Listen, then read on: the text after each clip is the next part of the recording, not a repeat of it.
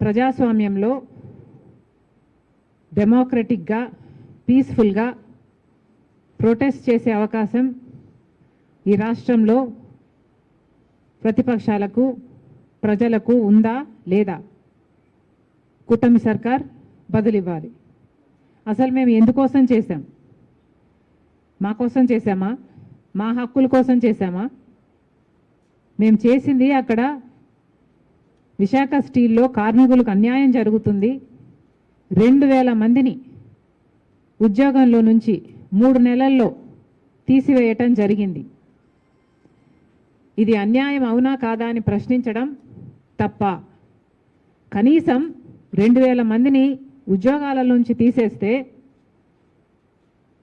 అది చంద్రబాబు గారి నోటీస్లోనైనా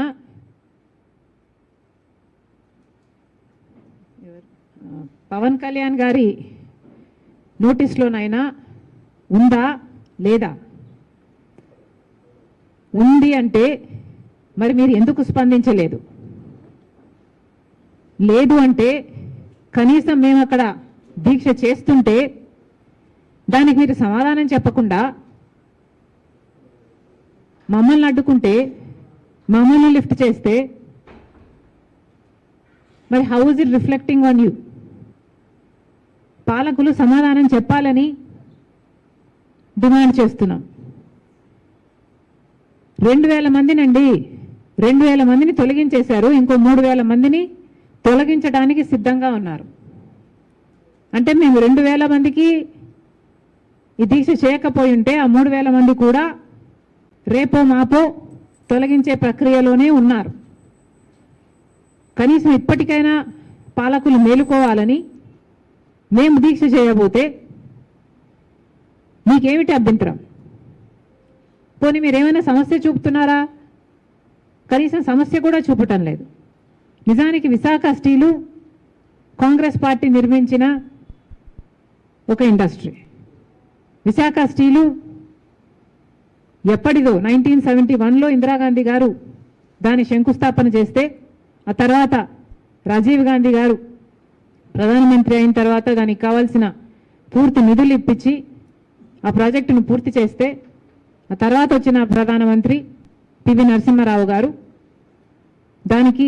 దాన్ని జాతికి అంకితం చేశారు. అంత గొప్ప ప్రాజెక్టు. స్టీల్ ఉత్పత్తిలో probably the best project in this country. At least it was until a particular period in time. మరి అలాంటిది అంత గొప్ప ఇండస్ట్రీగా ఉన్నది మరి చంద్రబాబు గారు ఏం చేశారు? అంతకుముందు జగన్మోహన్ రెడ్డి గారు ఏం చేశారు? ఇప్పుడు మళ్ళీ ముఖ్యమంత్రిగా ఉన్న చంద్రబాబు గారు ఏం చేస్తున్నారు? పవన్ కళ్యాణ్ గారు ఏం చేస్తున్నారు? 2000 మందిని ఉద్యోగాల నుంచి తీసేస్తే కనీసం ఒక్కరైనా స్పందించారా? ఒక్కరికైనా చీమ కుట్టినట్టయినా ఉందా? 2000 మందికి ఉద్యోగాలు పోతే మీరు ఎవరూ స్పందించలేదు అంటే మరి మీ ఛాతీలో ఉన్నది గుండెనా బండనా? రాజశేఖర రెడ్డి గారు కూడా ముఖ్యమంత్రిగా ఉన్నారు మీలాగనే. కానీ రాజశేఖర రెడ్డి గారి స్పందన ఎలా ఉండేది? 2007లో రాజశేఖర రెడ్డి గారు ముఖ్యమంత్రిగా ఉన్నప్పుడు విశాఖ స్టీల్కు సంబంధించి ఎంత తపన పడ్డారు? విశాఖ స్టీల్కు సంబంధించి రాజశేఖర రెడ్డి గారు ఉన్న టైంలో అది ఒకప్పుడు ఒకసారి నష్టాలు వస్తే 2000 కోట్ల రూపాయలు దానికి ఆర్థిక సహాయం కూడా ఆ రోజు కాంగ్రెస్ పార్టీ చేసింది. అంతేకాకుండా 4000 మందికి భూములు ఇచ్చిన వాళ్ళకి ఇంకా ఉద్యోగాలు రాలేదని 4000 మందికి రాజశేఖర రెడ్డి గారు ముఖ్యమంత్రిగా ఉద్యోగాలు ఇప్పించారు. 4000 మందికి రాజశేఖర రెడ్డి గారు ఉద్యోగాలు ఇప్పిస్తే ఈరోజు 2000 మందికి ఉద్యోగాలు తీసేస్తే ఏ ఒక్క ముఖ్యమంత్రి అయినా స్పందిస్తున్నాడేమో చూడండి. రాజశేఖర రెడ్డి గారు ముఖ్యమంత్రిగా ఉన్నప్పుడు దీనికి క్యాప్టివ్ మైన్ కావాలి అని ఒక మైన్ ఐడెంటిఫై చేసి ఒక ట్రైపార్టీ అగ్రిమెంట్ కూడా చేశారు. ఆయన ముఖ్యమంత్రిగా కొనసాగున్నా లేకపోతే బ్రతికున్నా అది కూడా అయిపోయేది. విశాఖ స్టీల్కి ఒక క్యాప్టివ్ మైన్ కూడా ఏర్పడేది. కానీ దురదృష్టవశాత్తు రాజశేఖర రెడ్డి గారు వెళ్ళిపోయారు. ఆ తర్వాత పట్టించుకున్న నాదుడే లేడు. 2014లో కాంగ్రెస్ పార్టీ అధికారం కోల్పోయింది, బీజేపీ పార్టీ అధికారంలోకి వచ్చింది. అప్పటి నుంచి మొదలయ్యాయి విశాఖ స్టీల్కు కష్టాలు. క్రమేణా బీజేపీ పార్టీ కొత్త రాష్ట్రం అని కూడా చూడకుండా, ఇది కొత్త రాష్ట్రం అని కూడా చూడకుండా, కనీసం కనికరం లేకుండా ఒక్క రకంగా కూడా విశాఖ స్టీల్ని ఆదుకోలేదు. బీజేపీ పార్టీ అన్ని విభజన హామీలన్నీ తుంగలో తొక్కింది. మనకు స్పెషల్ స్టేటస్ గురించి న్యాయం చేయలేదు, పోలవరం గురించి న్యాయం చేయలేదు, రాజధాని గురించి న్యాయం చేయలేదు. కనీసం విశాఖ స్టీల్ ఉన్నదాన్ని పరిరక్షించడంలో కూడా బీజేపీ పార్టీ విఫలమైంది. ఈ 10 సంవత్సరాల్లో బీజేపీ పార్టీ ఎన్ని రకాలుగా దీనికి కష్టాలు సృష్టించింది అంటే దీంట్లో కుట్ర ఉంది అని ఏ చిన్నపిల్లాడికైనా అర్థమైపోతుంది. ఒక కుట్రతో బీజేపీ పార్టీ విశాఖ స్టీల్కున్న భూముల్ని అమ్ముకోవాలి, అది కూడా అదాని జిందాల్ లాంటి వాళ్ళకు అమ్ముకోవాలి అన్న కుట్రతో పథకం ప్రకారమే సైలెంట్ కిల్లింగ్ చేసింది విశాఖ స్టీల్ని. ఒక్కొక్కటిగా ఒక్కొక్క రకంగా విశాఖ స్టీల్ని నాశనం చేసుకుంటూ వచ్చింది. రా మెటీరియల్ కావాల్సి ఉంటే సగానికి సగం రా మెటీరియల్ రాకుండా చేసింది. ఒక్క రకంగా కూడా ఆదుకోలేదు. ఎన్ఎండిసి కాస్ట్ను కూడా, రా మెటీరియల్ కాస్ట్ను కూడా పెంచేశారు. దాంతో ఇంకా ప్రొడక్షన్ దెబ్బతింది. రా మెటీరియల్ లేక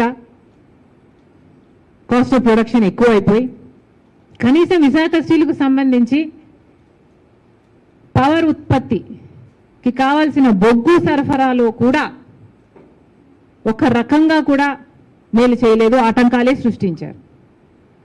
ఆఖరికి విశాఖ స్టీల్కు సంబంధించి వాళ్ళకు ట్రాన్స్పోర్టేషన్ కావాల్సిన పోర్ట్ ఫెసిలిటీ కూడా ఇంతకుముందు గంగవరం పోర్టు తక్కువ ధరకే ఆ లాజిస్టిక్స్ వర్కౌట్ అయ్యేది. జగన్మోహన్ రెడ్డి గారి పుణ్యమా అని ఆ పోర్టు కాస్త అదాని గారికి కట్టబెట్టారు. రాజశేఖర రెడ్డి గారి కొడుకై ఉండి రాజశేఖర రెడ్డి గారు 30 ఏళ్లలో ఆ పోర్టు మళ్ళీ ప్రభుత్వం చేతికి రావాలి అని తలంచితే దాంట్లో 20 ఏళ్ళు అయ్యేపోయింది.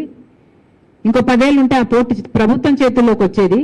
అలాంటి పోర్టుని 9,000 కోట్లు విలువ చేసేదాన్ని 600 కోట్లకే జగన్మోహన్ రెడ్డి గారు అదానికి కట్టబెట్టేశారు.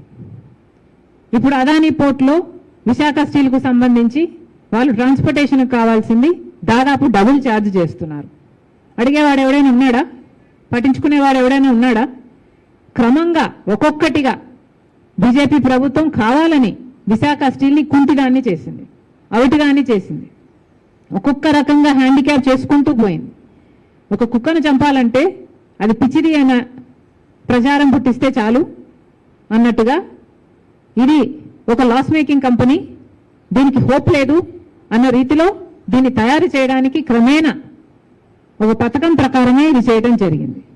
పోనీ మన నాయకులు ఇక్కడ ఏమైనా చేస్తున్నారా అంటే ఒక్కడు కూడా ప్రశ్నించేవాడు లేడు. మొన్నటికి మొన్న 11,000 కోట్ల రూపాయలు గ్రాంట్గా ఇచ్చినట్టుంది కేంద్ర ప్రభుత్వం. 11,000 కోట్ల రూపాయలు ఇస్తామని చెప్పి 8,000 కోట్ల రూపాయలు ఇచ్చారు. 8,000 కోట్ల రూపాయలు నేరుగా విశాఖ స్టీల్కి వచ్చిందట. ఒక అర్ధగంట మాత్రమే అకౌంట్లో ఉంది. నేరుగా రుణాలు చెల్లించడానికి, అప్పులు చెల్లించడానికి వెళ్ళిపోయిందట. మరి ఎందుకు ఇచ్చినట్టు? అప్పులు చెల్లిస్తున్నామని ఒక మాట చెప్తే సరిపోయేది కదా. ఇవ్వడం ఏంటి ఒక చేత్తో, మళ్ళీ ఇంకో చేత్తో తీసుకోవడం ఏమిటి? ఏదైనా ప్లాంట్కు సహాయం చేస్తున్నాము, మేము డబ్బులు ఇస్తున్నాము 11,000 కోట్ల రూపాయలని పెద్ద పెద్ద పండగలు చేసుకొని పెద్ద పెద్ద అడ్వర్టైజ్మెంట్లు చేసుకొని ఇచ్చారే. కనీసం ఆ ప్లాంట్ రా మెటీరియల్గా డబ్బు వాడారా? కనీసం ఆ ప్లాంట్ ఎక్స్పాన్షన్గా డబ్బు వాడారా? కనీసం ఆ ప్లాంట్ 6 నెలలుగా జీతాలు ఇవ్వటం లేదా ఎంప్లాయీస్కి? కనీసం ఆ జీతాలు ఇవ్వడానికైనా వాడారా? దేనికి వాడారా డబ్బు? దేనికి వాడలేదు. ఒక చేత్తో ఇచ్చారు, ఇంకో చేత్తో తీసుకున్నారు. కేవలం అర్ధగంట మాత్రమే ఉందంట విశాఖ స్టీల్ అకౌంట్లో ఆ డబ్బు. మరి పాలిటిక్స్ కాకపోతే ఏమనాలి దీన్ని? అతి తెలివి కాకపోతే ఏమిటిది? ఇంకో 3,000 కోట్లు బ్యాలెన్స్ ఉంది, దానికి కూడా కండిషన్ పెట్టారట. 11,000 కోట్ల రూపాయలలో 8,000 కోట్లు ఇచ్చేసాము, బ్యాలెన్స్ ఉన్నది 3,000 కోట్ల రూపాయలు. ఆ 3,000 కోట్ల రూపాయలు కూడా మీరు ఎంప్లాయీస్ను తగ్గించకపోతే ఈ 3,000 కోట్ల రూపాయలు ఇవ్వము అన్న కండిషన్ పెట్టారట. కాబట్టి 2,000 మందిని ఆల్రెడీ తొలగించేశారు. ఇంకో 3,000 మందిని కూడా తొలగించాలి అన్న కండిషన్ ఉంది అని ఆ జేఏసీ వాళ్లకు చెప్పేశారు. అంటే ఆ 3,000 కోట్ల రూపాయలు కూడా రావాలి అంటే ఈ 5,000 మందికి ఉద్యోగాలు ఊడాలి. ఏమిటండి ఇది? అన్యాయం కాదా? అమానుషం కాదా? ఎవరికి ఏమీ అనిపించటం లేదా? అసలు ఎవరండి ఈ ఉద్యోగస్తులు? ఆ విశాఖ స్టీల్ కోసం భూములు ఇచ్చిన వాళ్ళు. ఆ విశాఖ స్టీల్ ఈరోజు ఉంది అంటే వీళ్ళు త్యాగాలు చేస్తే ఆ భూములు ఇచ్చిన వాళ్ళే ఉద్యోగస్తులుగా ఉన్నారు. ఒకప్పుడేమో 24,000 మంది 20,000 మంది పర్మనెంట్ రెగ్యులర్ ఉద్యోగంలో ఇంకొక 14,000 మంది కాంట్రాక్ట్ ఉద్యోగస్తులుగా ఉంటే అంటే 34,000 మందికి కడుపు నింపే ప్రాజెక్టుగా ఇది ఉంది అంటే వాళ్ళ కుటుంబాలకు కూడా అంతమంది ఎంప్లాయీస్ 34,000 మంది ఉంటే ఈ సంవత్సరం బిగినింగ్కి కేవలం 23,000 ఎంప్లాయీస్కి దానికి కుదించేశారు. ఇప్పుడు అది కూడా సరిపోదు అన్నట్టు 2,000 మందిని తీసేశారు. ఇంకో 3,000 మందిని తీస్తారట. ఇంకో 2,000 మందిని రెగ్యులర్ ఉద్యోగస్తులకి కూడా ప్రెజర్ పెట్టి విఆర్ఎస్ ఇచ్చి పంపించేయాలన్నది అజెండా అంట. అంటే 34,000 మంది పనిచేసిన ఒక కర్మాగారంలో eventually by the end of this year కనీసం సగం కూడా ఉండరు. 16,000 మందికి దానికి తీసుకురావాలి అన్నది వీళ్ళ టార్గెట్గా కనిపిస్తుంది. ఇది అన్యాయం కాదా? ఇది అక్రమం కాదా? అసలు ఒక పద్ధతి లేదు, ఒక ప్రొసీజర్ లేదు. ఏది ఎవరిని పడితే వాళ్ళని ఎందుకు తీస్తున్నారు అని అడిగితే దానికి ఆన్సర్ లేదు. ఇప్పుడేమో 45 సంవత్సరాలు నిండిన వాళ్ళందరినీ మెడికల్ టెస్ట్ చేయించుకోమంటున్నారట. అంటే తీసేయడానికి మళ్ళీ అదొక బహానా, ఏదో ఒక రకంగా ఏదో ఒక కారణం చూపి వాళ్ళని తీసేయాలి కాబట్టి ఇప్పుడు మెడికల్ టెస్ట్ అన్న ఇంకో కొత్త ప్రొసీజర్ ఒకటి స్టార్ట్ చేశారట. అసలు చాలామంది ఈ 34,000 ఉద్యోగాలు ఎవరైతే at one point in time 2014లో ఇంతమంది ఉన్నారో వీళ్ళందరూ భూములు ఇచ్చిన వాళ్ళు. మోస్ట్లీ వీళ్ళు భూములు ఇచ్చేసరికి కనీసం ఓ 10,000 12,000 రూపాయలకు ఎకరం ఉండుంటుంది. అంత తక్కువ ధరకి విశాఖ స్టీల్కి భూములు ఇచ్చిన వాళ్ళు వీళ్ళంతా.